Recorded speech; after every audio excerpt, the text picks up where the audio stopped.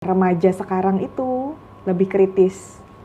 Terus informasi yang mereka dapatkan lebih banyak gitu. Dan mereka tahu nih kalau misalnya ada efek buruk ya kalau nggak pakai skincare gitu ya. Atau ternyata pakai skincare tertentu bisa mengatasi nih permasalahan mereka. Boleh kok menilai, oh nih aku berarti tipikal berjerawat. Tapi dia tahu, oh kalau sudah berjerawat yang sebanyak ini, sebaiknya aku nggak coba-coba. Sebaiknya aku periksakan diri dulu ke dokter, baru memutuskan pakai skincare apa. Kalau misalnya kondisi kulit atau wajah kita bersih gitu ya, secara nggak langsung meningkatkan rasa percaya diri gitu.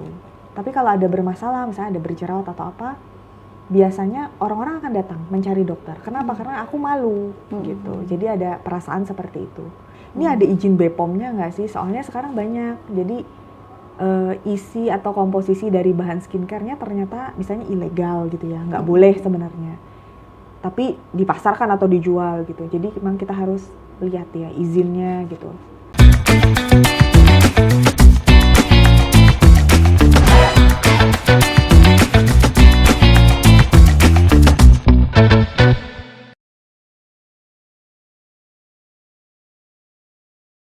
Halo Tribuners, kembali lagi di podcast Cakap Sana, Cakap Sini. Dan saya Nurika Anissa, kali ini ditemani dengan tamu spesial dari Skinda Korean Aesthetic Clinic, sekaligus dokter spesialis dermatologi, yaitu Dr. Agnes Tasya Valentin. Halo dokter, Halo, apa kabar? baik. Oke dokter, kita ketemu lagi nih, tapi Iya. kali ini pembahasannya beda dok. Oke. Sekarang lebih ke remaja nih. Jadi Tribuners, kita ingin membahas, saya dan Dr. Agnes ingin membahas tentang kesehatan kulit atau maupun mengenalkan skincare ya untuk anak-anak remaja, seperti seberapa penting sih anak muda sekarang tuh biar lebih aware, biar lebih ngerti kondisi kulitnya sama kesehatan kulitnya dengan cara yang tepat memilih skincare, seperti itu ya dok ya? Iya. Nah, kalau untuk dari Dr. Agnes sendiri, kenapa sih dok anak muda itu harus ngerti skincare, harus kenal kondisi kulitnya itu seperti apa sih dok? Jadi sebenarnya kalau untuk usia remaja itu justru kebanyakan saya dapatnya feedback dari pasien gitu. Jadi saya kan sering edukasi ya, cuman biasanya kebanyakan kan orang dewasa gitu ya, atau orang tua yang bawa anaknya misalnya ada keluhan atau kondisi kulit. Tapi kalau remaja, karena dia itu merasa bahwa ya terjadi banyak perubahan gitu ya, perubahan kondisi kulit gitu ya, pengaruh psikologis dan mental juga. Terus ada perubahan nih, dulu nggak berjerawat jadi berjerawat. Jadi mereka jadi lebih ada perhatian gitu ya terhadap kondisi kesehatan kulit. Nah kebanyakan saya udah seneng aja kalau misalnya mereka minimal sudah tahu sabun pembersih wajah, pelembab gitu ya, sama sunscreen. Minimal aja itu udah tahu, itu udah bagus gitu. Kebanyakan mereka yang bertanya hal yang lain gitu. Nah, remaja sekarang itu lebih kritis. Terus informasi yang mereka dapatkan lebih banyak gitu. Dan mereka tahu nih kalau misalnya ada efek buruk ya kalau nggak pakai skincare gitu ya. Atau ternyata pakai skincare tertentu bisa mengatasi nih permasalahan mereka. Jadi seberapa penting gitu ya untuk usia remaja. Apalagi kalau sudah ada keluhan kulit gitu yang mereka rasakan. Oke. Terus sekarang tuh banyak yang bilang kayak gini dok, halah masih muda dok, masih muda aja nih, kulitnya masih bagus nih gitu dok. Nah sebenarnya kapan sih anak muda atau anak remaja ini mulai dikenalkan lah istilahnya sama si skincare ini, dari usia berapa mungkin seperti itu, dan dampaknya seperti apa ketika dia terlambat edukasinya gitu dok? Tentang skincare ya. Tentang skincare. Jadi sebenarnya skincare kan produk perawatan kulit gitu ya. Kita pakai sabun itu sebenarnya bagian dari skincare. Sebenarnya kita kenal skincare sebenarnya dari kecil, sebenarnya kita sudah kenal gitu kan. Kita pasti waktu masih kecil dimandiin gitu ya pakai sabun, itu bagian juga dari skincare sebenarnya. Cuma biasanya bedanya dulu sama sekarang, dulu kita cuma taunya sabun. Kadang ada yang pakai lotion gitu ya, tapi kan nggak semua juga pakai lotion gitu. Ada yang sudah pakai sunscreen tapi nggak semua juga pakai sunscreen. Tapi ketika kita bertambah dewasa, apalagi di era sekarang gitu ya, apalagi skincare booming ya dalam beberapa tahun terakhir, terus kita juga bisa mengakses informasi mengenai skincare di mana aja. Jadi merasa penting nih ternyata terhadap kebutuhan terhadap skincare. Ternyata mereka baru tahu kalau misalnya, oh ternyata jerawatku yang ringan misalnya gitu ya, aku bisa atasi sebenarnya dengan produk yang dia bisa akses atau beli sendiri gitu. Jadi sudah banyak pengetahuannya ya yang atau informasi yang didapatkan. Jadi sejak kapan sebenarnya semulai dari usia dini gitu ya. Mungkin kalau bayi gitu ya atau anak-anak mungkin dia masih terbatas nih di cleansing aja, di sabun aja gitu. Tapi kan tetap perlu membersihkan tubuh gitu ya, merawat itu tetap perlu. Nanti tambah dia naik lagi misalnya mulai SD gitu ya. Udah mulai nih, oh ternyata pakai lotion ya habis mandi gitu. Jadi tambahin sedikit-sedikit. Oh kalau berangkat sekolah misalnya diolesi sunscreen gitu, suruh pakai sunscreen. Nanti dia puber, ya kan? Puber. Muncul jerawat. Nah, bingung. Diapain nih jerawat? Nanti mulai SMP, SMA tambah moisturizer, tambah obat jerawat gitu ya. Dan tambah yang lain-lain tergantung dari kebutuhannya gitu. Di perjalanannya dia dari kecil sampai dengan dewasa. Nanti yang tua ada lagi masalahnya. Kok aku mulai menua ya, muncul keriput ya, gitu-gitu. Jadi di setiap fase dia butuh skincare sebenarnya. Lebih cepat, lebih baik gitu. Oke, wow. Lebih cepat, lebih baik dari usia anak-anak sampai usia remaja. Tapi tentu dengan beberapa tahap tadi ya dok ya. Nah, kalau untuk mengenal kondisi kulit nih dok, kita mencoba-coba skincare atau kenal kondisi kulit dulu. Nah, sebenarnya untuk mengenal kondisi kulit, biasanya kan orang pakai dulu oh cocok, nggak cocok, pakai cocok. Nah, itu kayak gimana sih dok sebenarnya tipsnya gitu? Jadi sebenarnya sih nggak ada yang salah dengan mencoba skincare. Saya itu batasannya mencoba skincare itu ke pasien, cuman saya bilang yang penting itu aman. Kamu tahu itu ada izin edarnya, ada izin BPOM-nya. Kalau dia udah kosmetik ilegal, sudah jelas nggak boleh gitu ya. Jadi nggak ada yang salah nih, misalnya mau coba sabun, mau coba apa. Tapi kalau kita sudah tahu kondisi kulit kita itu lebih bagus. Gitu. Perlu menilai kondisi kulit atau mengetahui kondisi kulit kita sendiri atau pribadi itu bagus, boleh ya. Jadi biasanya kita lihat, paling gampang tuh lihat tipe kulit. Aku kulitnya berminyak, gampang berjerawat gitu kan, dia masuknya yang oily gitu ya, gampang berjerawat. Tapi ada juga yang dia nggak berjerawat tapi kering gitu, kering, gampang gatel, sensitif gitu, gampang merah. Nah, tapi nggak berjerawat sih, nggak ada berminyak juga, pori-pori juga nggak besar. Nah, setidaknya dia tahu gitu, minimal tahu oh nih kulitnya dia kering atau kulitnya dia berminyak. Terus dia aware, misal oh ini jerawat 1-2 itu masih normal. Kalau perempuan misalnya pas mau menstruasi gitu ya, atau laki-laki juga tapi sudah puber gitu, suaranya mulai berubah, muncul jerawat. Kalau masih jumlahnya 1-2 tadi ya, itu masih normal. Kapan dia oh ini sudah nggak normal? Ketika jumlahnya udah banyak gitu ya. Banyak tuh berapa ya, maksudnya sudah mulai mengganggu ya di wajah, kelihatan mengganggu, pakai skincare harian nggak bisa. Nah itu boleh, kayak gitu kita self assessment sebenarnya namanya. Boleh kok menilai, oh ini aku berarti tipikal berjerawat. Tapi dia tahu, oh kalau sudah berjerawat yang sebanyak ini, sebaiknya aku nggak coba-coba. Sebaiknya aku periksakan diri dulu ke dokter, baru memutuskan pakai skincare apa. Kalau yang dia ringan atau cenderung tidak ada keluhan, boleh sebenarnya dia sesuaikan aja skincare-nya dengan kondisi kulitnya tadi. Misal kulit kering, ada tuh sabun yang misalnya untuk kulit kering gitu, itu boleh digunakan. Oke, jadi kenal dulu dengan kondisi kulitnya, dengan tipe kulitnya, sama masalahnya ya dok ya. Baru kita boleh nih sambil keperawatan kulit, sambil lalu juga konsultasi dengan dokter. Tapi kalau untuk yang basicnya nih dok, untuk basic skincare-nya, apakah juga tadi disebutkan produk A untuk berjerawat, produk untuk oily dan sebagainya. Secara untuk basic skincare-nya berarti juga akan mempengaruhi pemilihan produknya juga ya dok ya?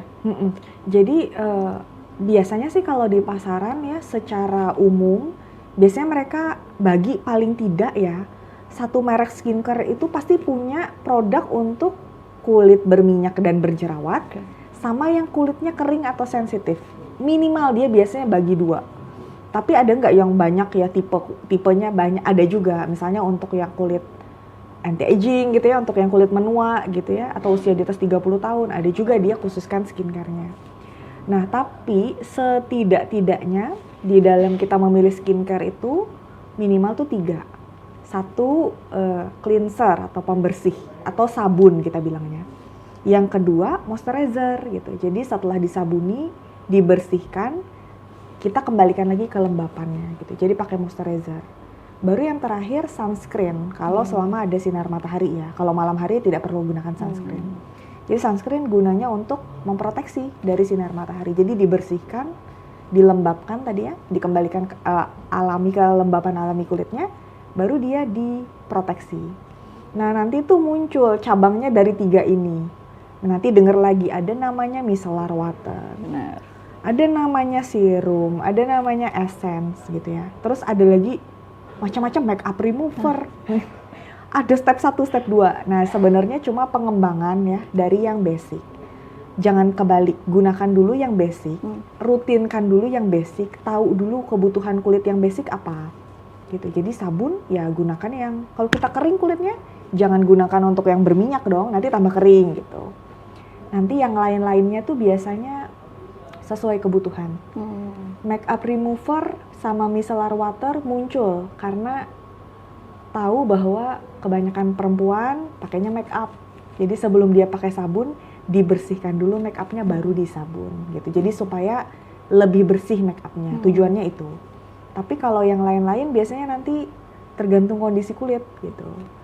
Serum, sekarang kan banyak ya, oh aku berjerawat wajahnya, boleh gunakan serum yang untuk wajah berjerawat gitu. Atau apa rangkaian skincare yang lain, tapi yang 3 tadi tetap harus yang utama gitu.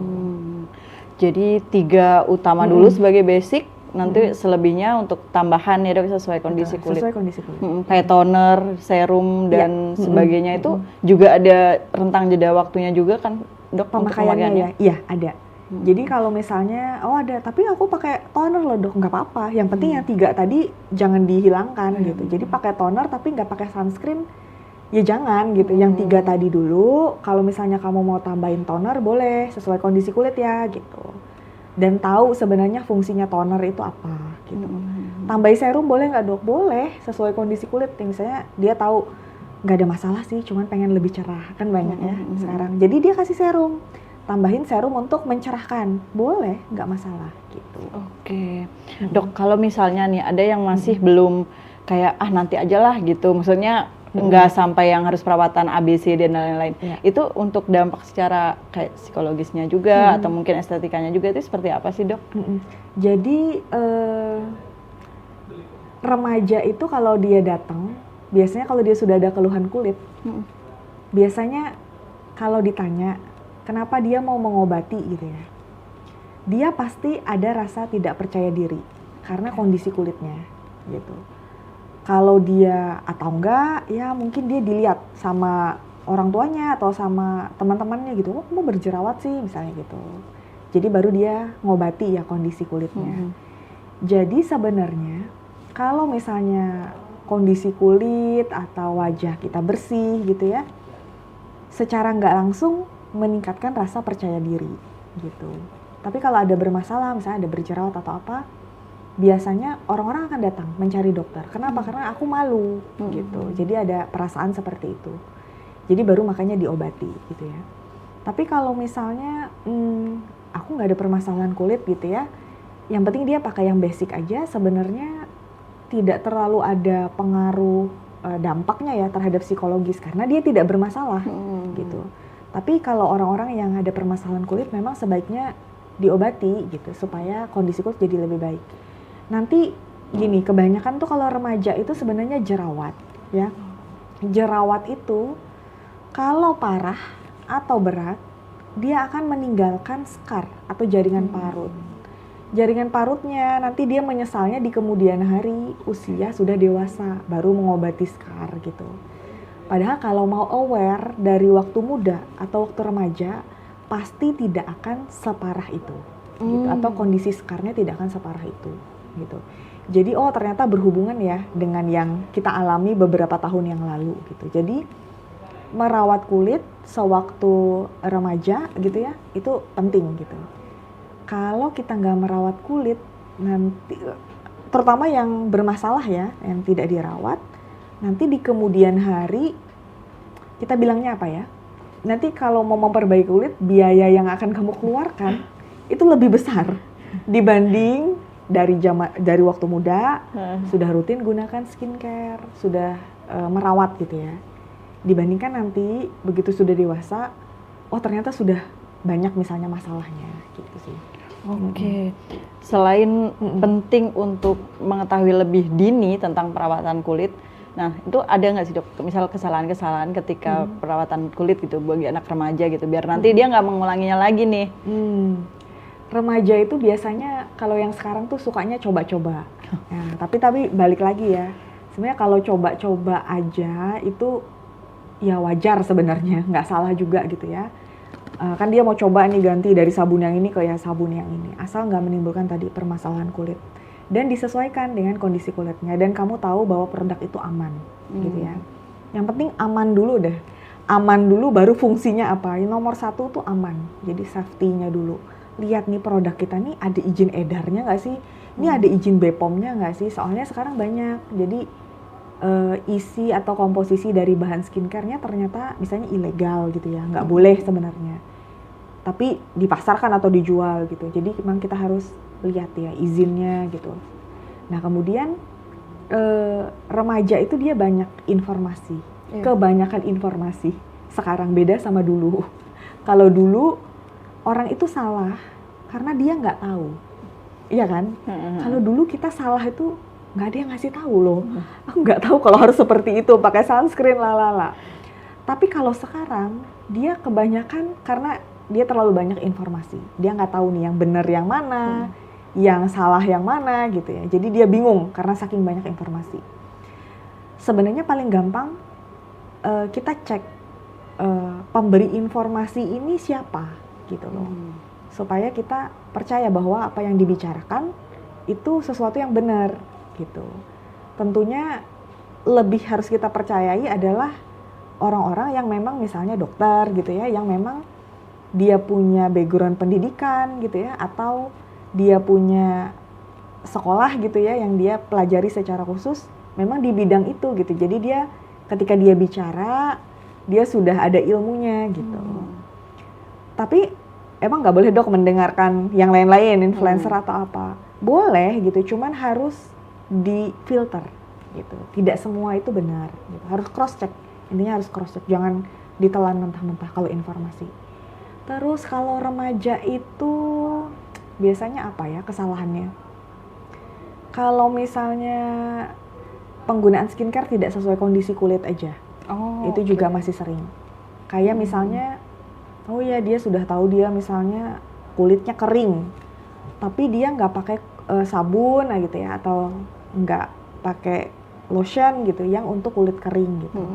Jadi biasanya harusnya pakai yang kulit kering gitu ya, disesuaikan dengan kondisi kulit. Nah biasanya kayak gitu kalau masih bingung gitu ya bisa konsultasi dulu ke dokter biar tahu gitu. Oke, jadi selain memilih produknya, kandungan produknya aman apa tidaknya, juga menyesuaikan sama kondisi dan masalah kulitnya ya dok? Betul. Nah tapi misalnya nih dok, kalau misalnya dia udah mencoba skincare, mencoba perawatan kulit dan sebagainya, terus aduh kok beruntusan ya, jangan-jangan ini cocok apa enggak, atau mungkin ini beneran yang ke arah yang udah mau menuju cocok, atau justru aku harus ganti nih produk lain. Nah itu tuh seperti apa sih dok, harus seperti apa ketika dia merasa kayak kok perjing nih, atau mungkin beruntusan nih, apa harus didiemin dulu atau harus diselesaikan dulu itu produk, atau seperti apa dok? Biasanya orang itu dia nyoba produk tertentu karena dia ada harapan tertentu atau dia ada tujuan tertentu. Misalnya orang yang berjerawat atau berkomedo, dia pakai produk ini, katanya produk A ini untuk kulit berjerawat. Jadi dia coba, tapi yang terjadi tidak sesuai dengan ekspektasinya dia misalnya. Terus kondisi kulitnya tambah buruk. Nah itu sebenarnya sudah tanda bahwa kamu harus stop dulu.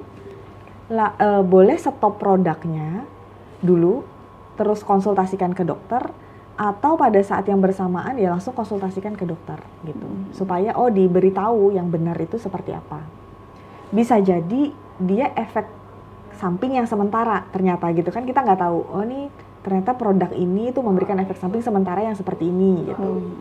Jadi oh ternyata aman diteruskan gitu, cuman mungkin cara penggunaannya atau seberapa banyak menggunakannya harus diatur gitu. Tapi kalau misalnya produknya itu sudah kita pakai, dari wajah tidak beruntusan jadi beruntusan, nah itu sebaiknya memang jangan diteruskan gitu. Misalnya kita nggak ada permasalahan kulit itu tadinya awalnya gitu, tapi karena menggunakan skincare ini atau menggunakan make up paling banyak ya, produk make up tertentu, kemudian muncul nih kondisi kulit yang tadi aku awalnya nggak seperti ini, nah itu sebaiknya memang aware untuk kayaknya ada yang salah nih dengan skincare atau make up yang digunakan. Nah itu boleh langsung stop gitu. Sebenarnya kalau misalnya skincare yang bisa dibeli bebas, over the counter ya OTC gitu, saya produknya kalau diberhentikan langsung sebenarnya aman, seharusnya aman. Jadi nggak masalah diberhentikan aja gitu, gunakan produk yang mungkin yang lain gitu. Yang kita bingung kapan harus berhenti atau harus stop, mungkin produk yang diresepkan oleh dokter gitu ya, atau mungkin yang disarankan oleh dokter, atau mungkin dia datang ke klinik terus dia pakai skincare tertentu. Nah itu sebenarnya gampangnya adalah kembali ke dokternya gitu. Karena kadang kalau misalnya berhenti sendiri, takutnya karena nggak tahu, muncul lagi kondisi kulit lain yang menimbulkan banyak masalah. Gitu. Tapi kalau produk yang dibeli bebas sebenarnya boleh sih berhenti aja, kalau ada keluhan ya berhenti aja gitu. Wah itu tadi berarti ya tips dari dokter. Tapi kalau misalnya ini dok, selain pemilihan produk nih, sekarang kan anak muda juga lebih aware ke klinik kecantikan lah seperti itu ya dok, kayak facial dan lain-lain. Nah itu kalau di Skina sendiri mulai kapan sih anak muda udah boleh facial gitu, atau mungkin perawatan nih, mengenal klinik kecantikan nih seperti itu? Kalau usia startingnya sih biasanya remaja, gitu. Karena remaja itu baru mulai ada di permasalahan kulitnya. Biasanya anak-anak jarang.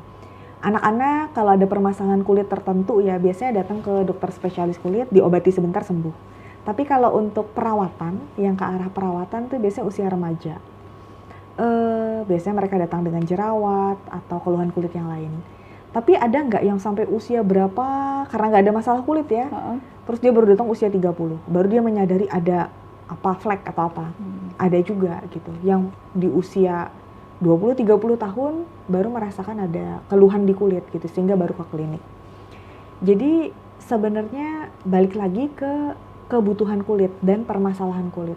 Jadi orang itu usia berapapun ketika dia datang ke klinik biasanya dia pasti ada permasalahan nih yang dia mau selesaikan gitu. Jadi kalau misalnya dia remaja kebanyakan ya jerawat gitu, diobati jerawatnya. Mulai usia berapa ya mulai usia berjerawat gitu, karena beda-beda.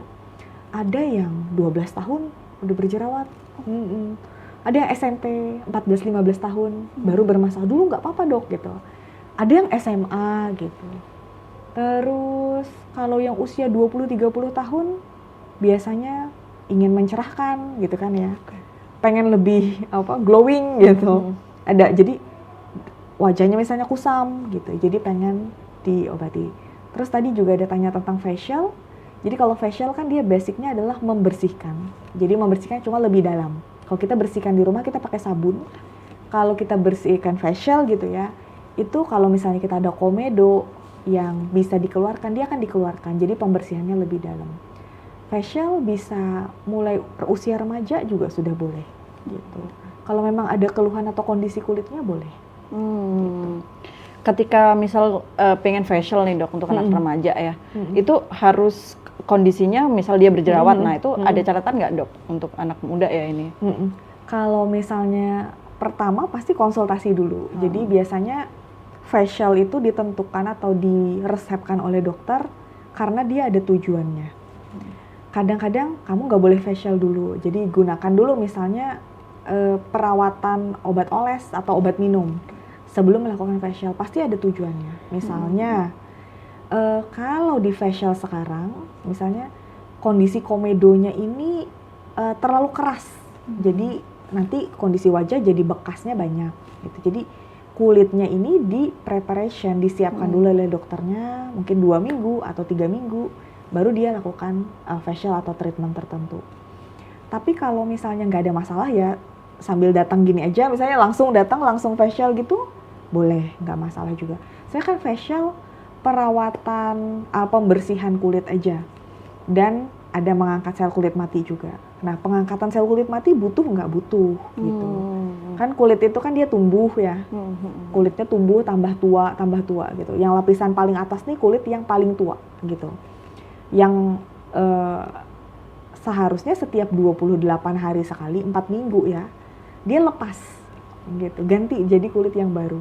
Nah, kalau kita facial gitu tadi ya, kita membantu mempercepat ya. Tadi yang 28 hari itu supaya lepas.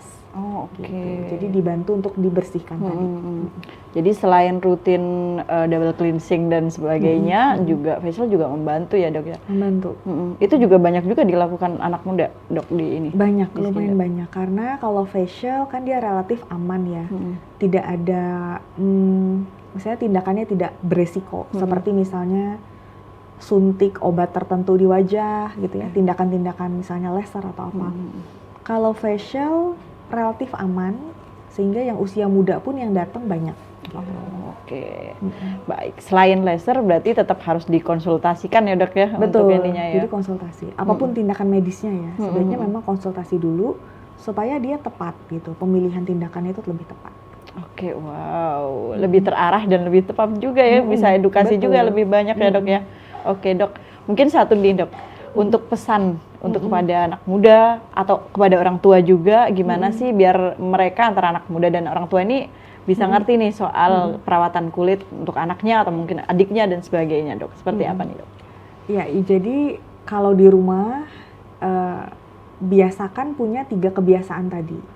Mau usia anak, mau usia dewasa, mau ibu, mau ayah. Jadi membersihkan gitu ya, pakai sabun atau cleanser. Sabun badan ya untuk sabun badan ya, sabun wajah untuk sabun wajah. Jadi dia di rumah aja udah terbiasa. Terus dia pakai pelembab, pakai moisturizer untuk wajah gitu ya. Untuk badan bisa pakai lotion gitu. Terus pakai sunscreen. Jadi mulai dari situ dulu. Jadi nanti oh ya orang tuanya melakukan, anaknya juga melakukan gitu ya di dalam rumah. Tapi nanti kan tadi saya bilang setiap usia itu dia bisa punya permasalahan kulit yang spesifik di usia itu aja, sehingga mungkin dia perlu perawatan. Biasanya kalau orang tua itu dia bisa lihat sih anaknya mungkin sudah berjerawat atau apa, dia bawa ke klinik untuk diobati gitu. Sama sih orang tua juga ketika dia ada merasa keluhan, dia akan bawa. Kebanyakan sih mungkin inisiatifnya dari orang tuanya ya, gitu. Saya dia lihat anaknya berjerawat gitu, yaudah biar kamu gak berjerawat, periksa dulu ke dokter gitu. Oke. Wow. Kalau di rumah, jadi ya orang tuanya sih yang biasanya melihat gitu ya, terus menyarankan yuk kita periksa gitu. Selain ya di rumah harus punya kebiasaan tadi ya, yang secara rutin dilakukan. Oke. Gitu. Wow, Dokter Anastasia, terima kasih banyak loh. Ini udah dikasih Kak. tips. Jadi saya di sini di studio sama Tribuners juga bisa ngerti lebih banyak nih soal perawatan kulit. Apalagi anak remaja. Tadi dibilang sama dokter, kalau anak remaja itu banyak juga nih asupan dari luar ya, Dok ya, kayak misal pengetahuan informasinya kan kenceng ya sekarang. Jadi perlu disaring juga nih, perlu diedukasi juga nih. Waduh, jangan-jangan semua dimasukin malah cocok nggak cocok, kita juga nggak ngerti. Oke, Dok, terima kasih atas sharingnya. Nanti kapan-kapan kita ketemu lagi untuk membahas lebih banyak lagi di podcast kita. Oke, Tribuners, kali ini setelah membahas soal perawatan kulit pada anak remaja, semoga ini bisa menjadi manfaat, edukasi juga buat kita semua. Nggak hanya remaja putri ya, Dok ya, remaja putra juga, pokoknya laki-laki mau perempuan sama aja. Sama aja harus lebih aware sama perawatan kulit, karena ternyata dampak dari tidak merawat kulit atau kurang merawat kulit itu banyak banget. Nggak hanya dari estetika tapi juga psikologis seperti yang tadi Dokter Anastasia bilang ya. Oke, Tribuners, kali ini mungkin waktu kita cukup di sini. Kita ketemu lagi di podcast Cakap Sana, Cakap Sini dengan tema yang lain. Terima kasih Dokter. Sama-sama.